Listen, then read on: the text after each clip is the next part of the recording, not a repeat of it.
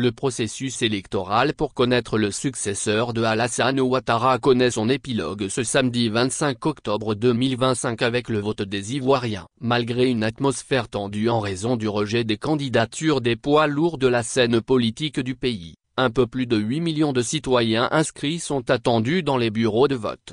Après l'appel au boycott lancé par l'ancien président, Laurent Gbagbo, dont la candidature a été rejetée par la commission électorale, l'un des enjeux des élections qui se déroulent ce samedi sur le territoire ivoirien est certainement le taux de participation.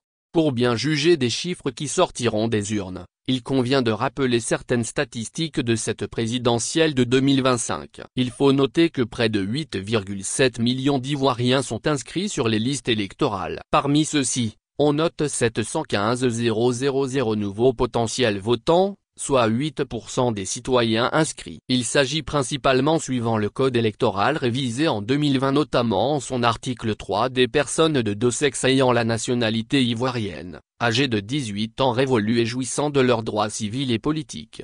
Afin de permettre à ces millions d'Ivoiriens de jouir pleinement de leurs droits de vote, la commission électorale a aménagé 25 678 bureaux de vote répartis dans les 14 districts que compte le pays. Alors que parmi les 5 candidatures retenues, figurent 2 femmes dont l'ex-première dame Simone Veil Gbagbo, le taux de celle-ci sur la liste électorale est estimé à 30%, ce qui leur confère un poids assez relatif quant au choix du futur président de la République.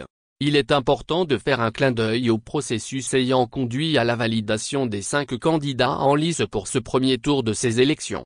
En effet, il a fallu à ceux-ci de déposer une caution de 50 millions de francs CFA, ensemble avec une liste de parrainage d'au moins 1% des électeurs inscrits, répartis dans au moins la moitié des régions et districts du pays ainsi que dans les districts autonomes d'Abidjan et de Yamoussoukro. Si le parrainage a fait défaut à certaines candidatures, celles de l'ex-président Laurent Gbagbo et du leader du PDCIRDA, Tidjane Thiam, ont été rejetées pour des motifs controversés. En l'absence des leaders du PACI et du PDCIRDA, l'actuel président Alassane Ouattara, âgé de 83 ans, semble avoir devant lui un chemin balisé pour être une 4e fois son propre successeur. Le spectre des violences post-électorales plane sur le processus en cours si on s'en tient aux échauffourées qui ont marqué les derniers jours de la campagne électorale cette semaine. Toutefois, la situation paraît sereine en ce jour de vote et les Ivoiriens qui ont choisi d'exercer leurs devoirs civiques ont pu se rendre dans les bureaux de vote.